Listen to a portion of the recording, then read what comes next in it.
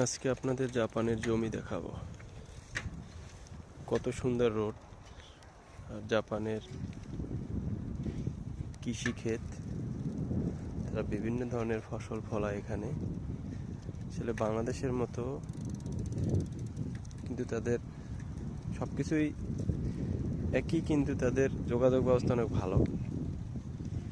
সবকিছু কি সুন্দর বাড়ি আশেপাশে, কত সুন্দর। এখানে জমিতে অলরেডি ফসল ফলাইছে মনে হচ্ছে।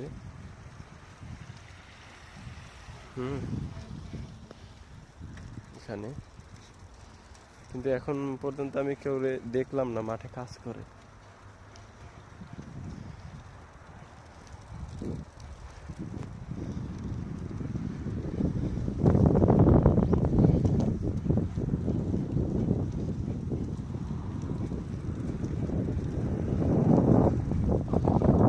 যত দূর চোখ যায় সব জমি।